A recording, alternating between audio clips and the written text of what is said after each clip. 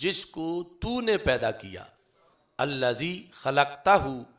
من نور ذاتک، جس نور کو اے رب تو نے اپنی ذات کے نور سے پیدا کیا، الذی خلقتہ من نور ذاتک وحققتہ باسمائک وصفاتک وخلقت من نورہ الانبیاء والمرسلین، کہ رسول اکرم نور مجسم شفیع معظم صلی اللہ علیہ وسلم کا وہ نور اے اللہ جس نور سے تو نے سارے نبیوں کو پیدا کیا اور سارے رسولوں کو پیدا کیا۔ یعنی یہ جو 20واں درود شریف ہے حضرت غوث پاک رحمہ اللہ تعالیٰ کے 41 درودوں میں، چونکہ قرآن و سنت میں درود پر کوئی پابندی نہیں لگائی گئی کہ کوئی ایک معین پڑھنا ہے، بلکہ یہ اجازت دی گئی کہ رب کو مطلوب ہے کہ زیادہ سے زیادہ مختلف طریقوں سے ہر بڑا پڑھا ہوا بندہ سرکار کے اوصاف و کمالات کو اچھے لفظوں میں بیان کرے۔ تو اس لیے پھر ائمہ نے وہ خواہ امام بخاری ہوں، خواہ امام مسلم ہوں، خواہ امام ترمذی ہوں، جنہوں نے درود ابراہیمی والی حدیثیں خود روایت کی ہیں، انہوں نے اس کو بھی مانا ہے اور اس کے ساتھ اپنی طرف بھی درودوں کا اہتمام کیا ہے۔ تو حضرت غوث پاک رضی اللہ تعالی عنہ کہ اس درود سے ہمیں وہ عقیدہ مل گیا کہ جس عقیدے پر آج ہم موجود ہیں، کہ حضرت محمد مصطفیٰ صلی اللہ علیہ وسلم کے ناموں میں سے ایک نام نور ہے، نور مطلق، اور پھر حضرت غوث پاک یہ مانتے ہیں کہ رسول پاک صلی اللہ علیہ وسلم کو رب ذوالجلال نے اپنی ذات کے نور سے پیدا کیا۔ اب یہ بات عقول سے ورا ہے، صرف لفظوں پر ہمیں اعتماد کرنا پڑے گا،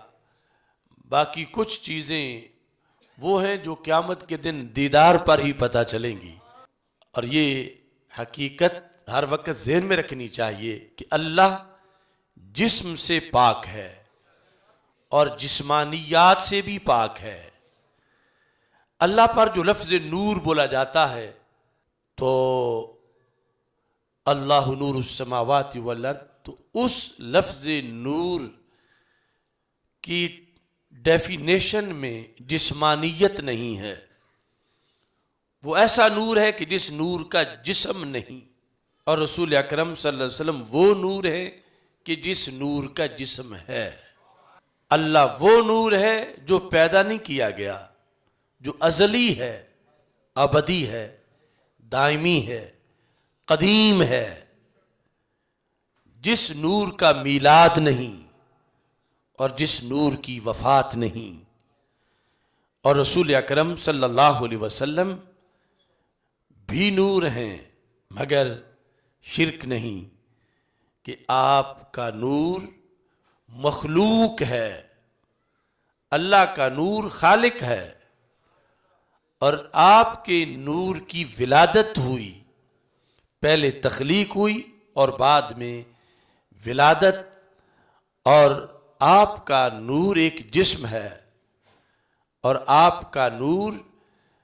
ازلی ابدی اس معنی میں نہیں، جس معنی میں اللہ کا نور تو ازلی ابدی ہے، سرکار پہلے نہیں تھے پھر آپ کا نور بنا، ازلی ابدی ذات اللہ کی ذات ہے۔ تو سرکار دو عالم صلی اللہ علیہ وسلم کے نور کو رب نے پیدا کیا۔ اب اس میں آگے جا کے عقل حیران ہے کہ جب اپنی ذات کے نور سے، صفات کے نور سے نہیں، ذات کے نور سے رسول پاک صلی اللہ علیہ وسلم کے نور کو اللہ نے پیدا کیا، تو پھر جس سے پیدا کیا اس کی تو شان اور ہے، اور جنہیں پیدا کیا ان کا مقام اور ہے۔ تو جس طرح قرآن مجید میں فَنَفَخْتُ فِيهِ مِن رُوحِي، کہ میں نے ان میں اپنی روح میں سے روح پھونکی. تو یہ درود تاج میں بھی ہم جو پڑھتے ہیں وہ اسی کے زیر سایہ پڑھتے ہیں جو حضرت غوث پاک نے لکھا کہ من کا لفظ تو بولا جائے گا، لیکن یہاں یہ ساتھ وضاحت ذہن میں رکھی جائے گی کہ اللہ کا کوئی جزو نہیں، اللہ کا کوئی ٹکڑا نہیں.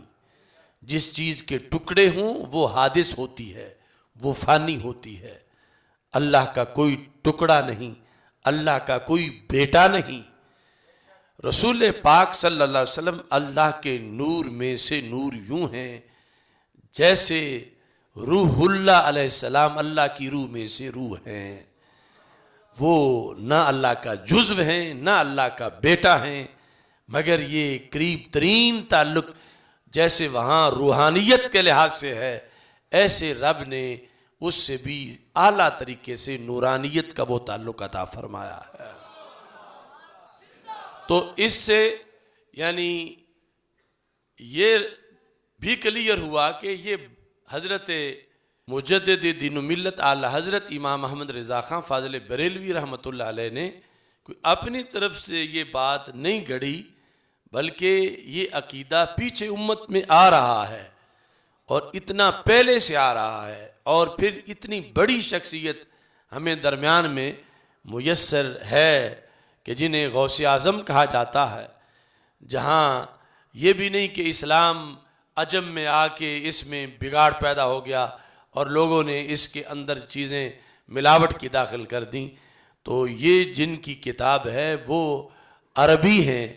اور پھر حسنی حسینی سید ہیں، اور انہوں نے اس کو اس انداز میں بیان کیا کہ نبی اکرم نور مجسم شفیع معظم صلی اللہ علیہ وسلم کی ذات پر لفظ نور مطلق کا اطلاق جو ہے وہ کیا جاتا ہے، اور پھر یہ کہ رب ذوالجلال نے جیسے اس نے چاہا جو اس کی شان کے لائق ہے، اس نے رسول اکرم نور مجسم شفیع معظم صلی اللہ علیہ وسلم کو اپنے نور سے پیدا کیا، اور تمام انبیاء کرام علیہ السلام کے انوار کا محور نبی اکرم صلی اللہ علیہ وسلم کا نور ہے. جس طرح کئی سال پہلے ہم نے حدیث نور بیان کی تھی اور اس کے مختلف اس پر سیمینار کیے تھے، اور اس کی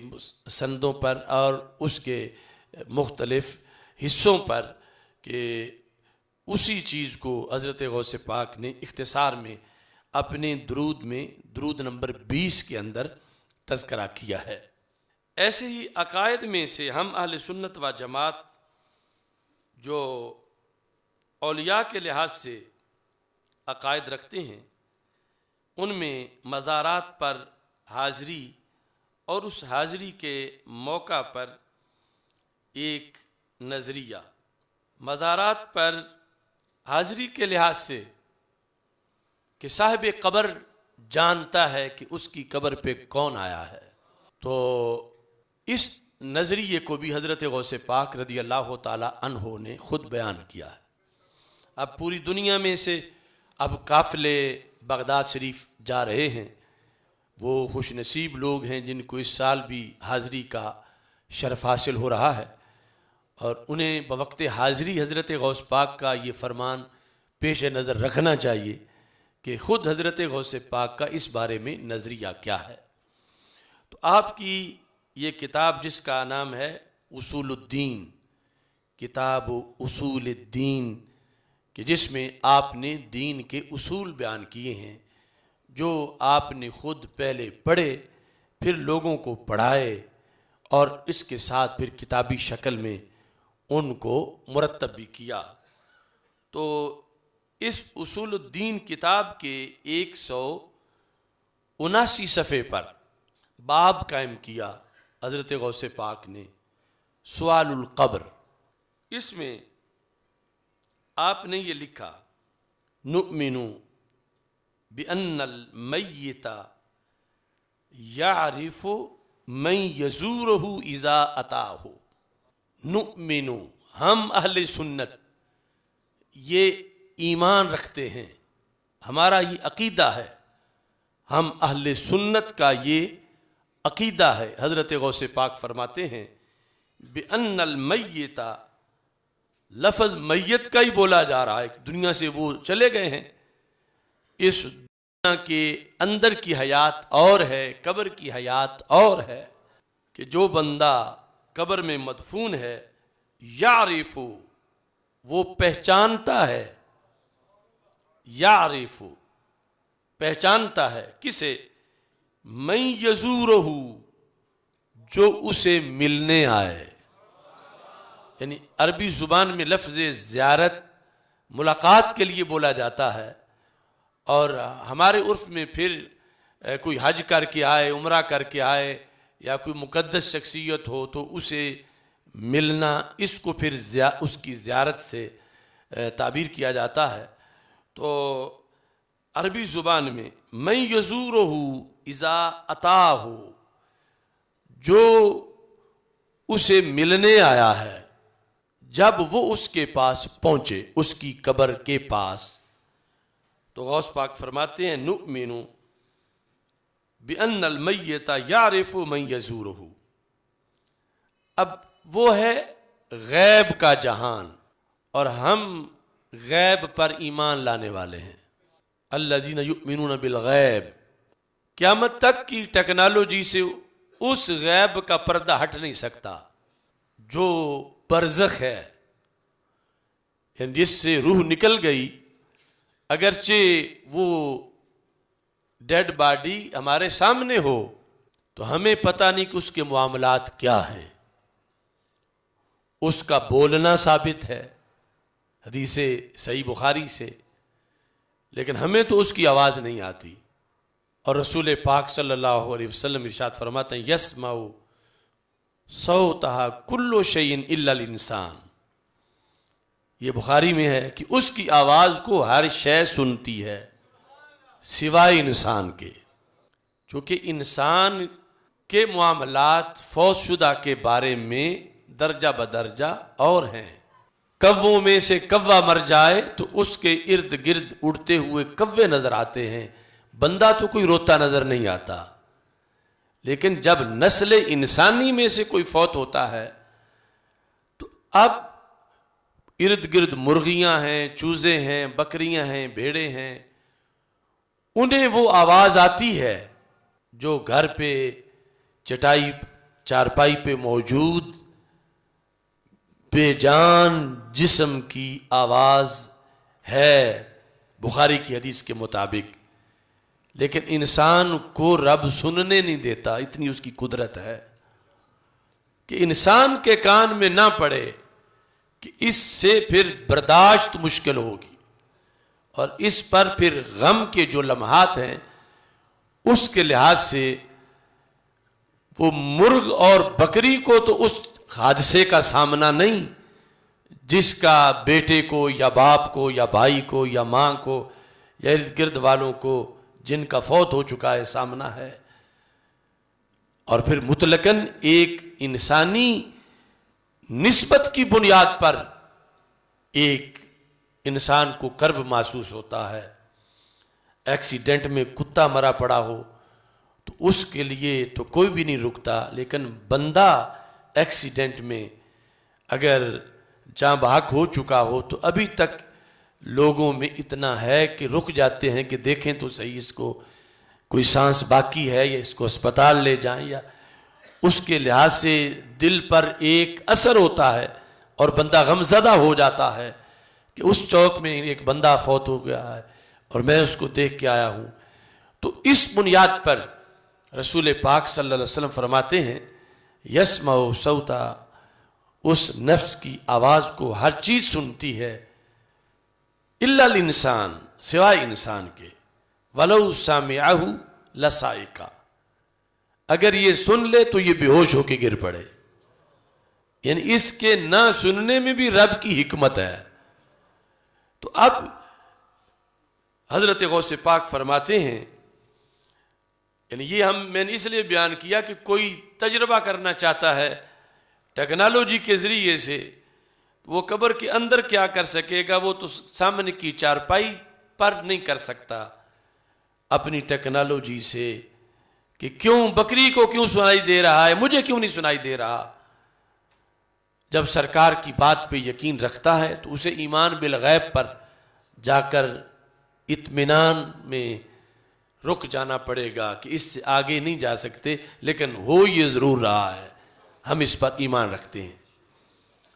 تو غوث پاک فرماتے ہیں نؤمن بأن المیت یعرف من یزورہ اذا اتاہ، کہ جب